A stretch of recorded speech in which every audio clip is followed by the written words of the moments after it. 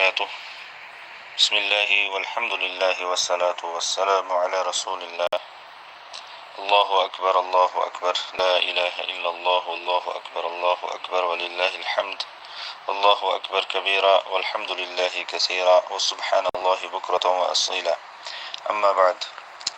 عزیز طلبہ، نحو کا درس نمبر 39 آپ کے سامنے پیش ہونے جا رہا ہے. درس نمبر 37 میں ہم نے معرب اور مبنی کے بیان کو شروع کیا تھا اور پھر ہم نے اس میں معرب اور مبنی کی تعریف، عامل اور معمول کی تعریف کو پڑھا تھا.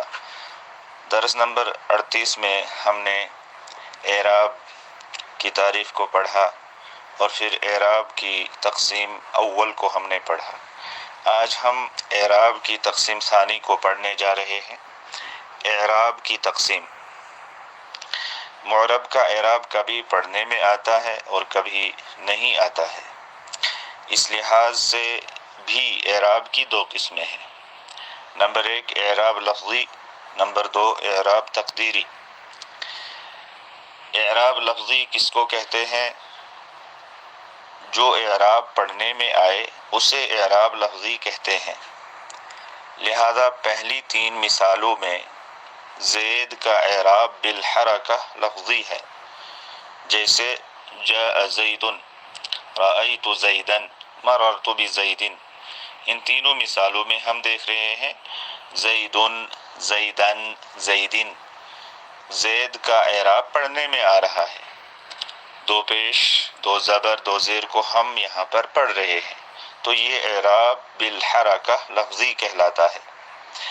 اسی طرح سے دوسری 3 مثالوں میں اعراب بالحرف لفظی ہے، جیسے جاء اخوہ، رأیت اخاہ، مررت باخیہ.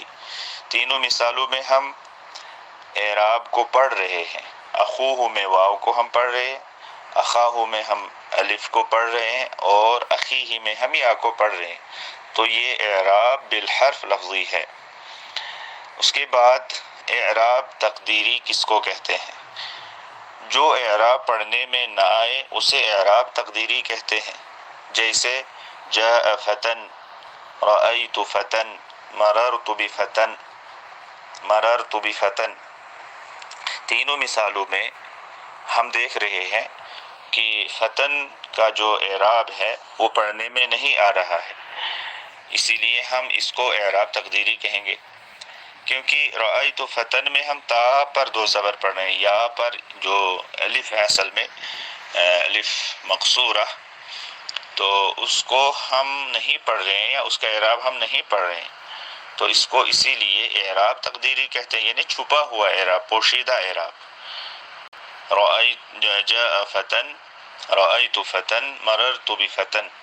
تو اس کو اعراب تقدیری کہتے ہیں. اس میں باقی جو تفصیلات ہیں وہ آنے والے دروس میں انشاءاللہ ہم جانیں گے. اور 3 مثالیں ہیں. جاء ابو القوم، رأیت ابا القوم، مررت بابی القوم. ان مثالوں کا ترجمہ بتا دیتا ہوں. جاء فتن، ایک نوجوان آیا، رأیت فتن، ایک نوجوان کو میں نے دیکھا، مررت بفتن، ایک نوجوان سے میں گزرا. جاء ابو القوم، قوم کا باپ آیا، رأیت ابا القوم، قوم کا باپ میں نے دیکھا، مررت بابی القوم، قوم کے باپ سے میں گزرا. تو پہلی 3 مثالوں میں فتن کا اعراب بالحرکہ تقدیری ہے اور دوسری 3 مثالوں میں ان کا اعراب بالحرف تقدیری ہے. اعراب بالحرف تقدیری ہے. تو جاء ابو القوم، تو ہم نے واو کو نہیں پڑھا، اس لیے یہاں یہ اعراب تقدیری ہے. رأیت ابا القوم، اس میں بھی ہم نے الف کو نہیں پڑھا. بابی القوم، اس میں بھی ہم نے یا کو نہیں پڑھا. تو یہ اعراب بالحرف تقدیری کہلاتا ہے. اس کے بعد عامل کی اقسام. نمبر 1 جو عامل پڑھنے میں آئے اسے عامل لفظی کہتے ہیں، جیسے اوپر کی مثالوں میں ابھی جو ہم نے مثالیں پڑھی ان میں جو عامل ہے جیسے جاء، رأیت، مررت، یہ سب عامل ہیں. یا با ہے، با حرف جر، تو یہ سب عامل ہیں. مررت عامل نہیں ہے، با اس میں عامل ہے. تو یہ عامل لفظی ہے، پڑھنے میں آ رہا ہے، لکھا بھی گیا ہے۔ نمبر 2، جو عامل پڑھنے میں نہ آئے اسے عامل معنوی کہتے ہیں، جیسے زید قائم، زید کھڑا ہے، تو زید سے پہلے کوئی عامل نہیں ہے، اس میں عامل ہم نہیں دیکھ رہے ہیں، تو یہاں عامل جو ہے وہ معنوی ہے، معنوی انداز سے عامل ہے۔ اس کے اندر جو بھی تفصیلات ہیں آنے والے درس میں آ رہی ہیں۔ فی الحال اتنا ہی، اللہ تعالیٰ سمجھنے کی توفیق عطا فرمائے۔ وآخر دعوانا ان الحمد للہ رب العالمین۔